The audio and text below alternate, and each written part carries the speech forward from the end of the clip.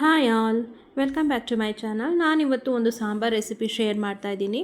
ಅದೇನೆಂದರೆ ಸಬ್ಬಕ್ಕಿ ಸೊಪ್ಪು ಮತ್ತು ಹುರುಳಿಕಾಯಿ ಹಾಕ್ಕೊಂಡು ಬಸ್ಸಾರು ಮಾಡ್ಕೊಳ್ಳೋಣ. ಮೊದಲಿಗೆ ಒಂದು ಕುಕ್ಕರ್ನಲ್ಲಿ ಸ್ವಲ್ಪ ನೀರನ್ನ ಬಿಸಿ ಮಾಡಿಕೊಂಡು ತೊಳೆದಿಟ್ಕೊಂಡಿರೋ ಬೇಳೆ, ಹುರುಳಿಕಾಯಿ ಮತ್ತು ಹಚ್ಕೊಂಡಿರೋ ಅಂಥ ಸಬ್ಬಕ್ಕಿ ಸೊಪ್ಪನ್ನ ಹಾಕ್ಕೊಂಡು ಸ್ವಲ್ಪ ಉಪ್ಪು ಮತ್ತು ಒಂದು ಟೊಮೆಟೊನ ಹಾಕಿ ನಾನು ಬೇಯಕ್ಕೆ ಇಟ್ಕೊಂಡಿದ್ದೀನಿ. ಇದು ಈ ವಿಷಲ್ ಏನು ಬರ್ಸೋದು ಬೇಡ, ಇನ್ನೇನು ವಿಷಲ್ ಬರ್ತಾ ಇದೆ ಅನ್ನೋವಾಗ ಆಫ್ ಮಾಡಿಕೊಂಡ್ರೆ ಆಗುತ್ತೆ.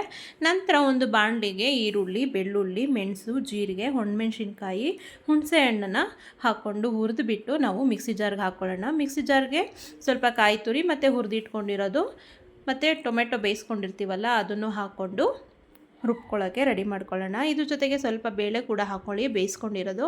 ನಂತರ ಒಗ್ಗರಣೆಗೆ ಸ್ವಲ್ಪ ಸಾಸಿವೆ, ಎಣ್ಣೆ, ಸ್ವಲ್ಪ ಜೀರಿಗೆ ಮತ್ತು ಕರಿಬೇವು ಹಾಕ್ಕೊಂಡು ರುಬ್ಬಿಟ್ಕೊಂಡಿರೋ ಮಸಾಲೆನ ನೀಟಾಗಿ ಮಿಕ್ಸ್ ಮಾಡಿಕೊಂಡು ಸೊಪ್ಪು ಬೇಯಿಸ್ಕೊಂಡಿರ್ತೀವಲ್ಲ ಬೇಳೆ ಕಟ್ಟು, ಅದು ನೀರನ್ನ ಇದಕ್ಕೆ ಹೊಂದಿಸ್ಕೊಂಡು ಸಾಂಬಾರನ್ನ ರೆಡಿ ಮಾಡ್ಕೊಳ್ಳೋಣ.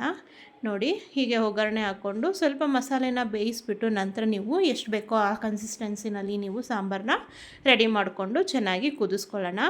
ಸಾರು ಈ ಕನ್ಸಿಸ್ಟೆನ್ಸಿನಲ್ಲಿ ಇದ್ದರೆ ಸಾಕಾಗತ್ತೆ, ತುಂಬ ತೆಳು ಮಾಡ್ಕೊಳ್ಳೋದು ಬೇಡ. ಈ ಬಸ್ಸಾರು ತುಂಬ ಚೆನ್ನಾಗಿರುತ್ತೆ. ಕೆಲವರು ಹುರಿದು ಮಾಡ್ತಾರೆ, ಕೆಲವರು ಸಾಂಬಾರು ಪುಡಿ ಸೇರಿಸ್ಬಿಟ್ಟು ಮಾಡ್ತಾರೆ. ನೋಡಿ, ಈಗ ಇದನ್ನು ಕುದಿಸ್ಕೊಂಡ್ರೆ ರೆಡಿ ಆಗುತ್ತೆ ಸಾಂಬಾರು.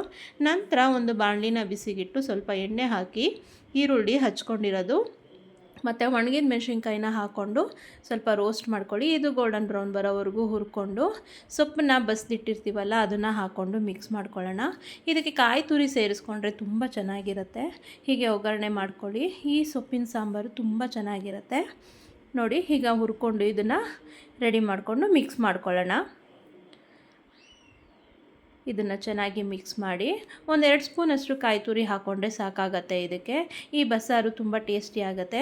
ಹಾಗೆ ಯಾರೆಲ್ಲ ನನ್ನ ಚಾನಲ್ನ ನೋಡ್ತಾ ಇದ್ದೀರಾ ಪ್ಲೀಸ್ ಸಬ್ಸ್ಕ್ರೈಬ್ ಮಾಡ್ಕೊಳ್ಳಿ. ಹಾಗೆ ಈ ವಿಡಿಯೋ ಸ್ವಲ್ಪನಾದರೂ ಇಷ್ಟ ಆಗಿದೆ ನಿಮ್ಮ ಫ್ರೆಂಡ್ಸ್, ಫ್ಯಾಮಿಲಿ ಅವ್ರಿಗೆಲ್ಲ ಶೇರ್ ಮಾಡಿ. ಹಾಗೆ ನನ್ನ ವಿಡಿಯೋ ಹೇಗೆ ಬರ್ತಾ ಇದೆ ಅಂತ ಕಮೆಂಟ್ ಮೂಲಕ ತಿಳಿಸಿ. ನೋಡ್ಕೊಂಡ್ರಲ್ವಾ ಸಬ್ಬಕ್ಕಿ ಸೊಪ್ಪಿನ ಸಾಂಬಾರು ಮತ್ತು ಪಲ್ಯ ಹೇಗೆ ಮಾಡ್ಕೊಳ್ಳೋದು ಅಂತ ಪ್ಲೀಸ್ ನಿಮ್ಮ ಕಮೆಂಟ್ ಮೂಲಕ ತಿಳಿಸಿ ವಿಡಿಯೋ ಹೇಗೆ ಬಂದಿದೆ, ಮತ್ತು ನೀವು ಕೂಡ ಒಮ್ಮೆ ಟ್ರೈ ಮಾಡಿ. ಇಲ್ಲಿಗೆ ನನ್ನ ಇವತ್ತಿನ ಈ ರೆಸಿಪಿನ ಮುಗಿಸ್ತಾ ಇದ್ದೀನಿ. ಬಾಯ್, ಥ್ಯಾಂಕ್ ಯು.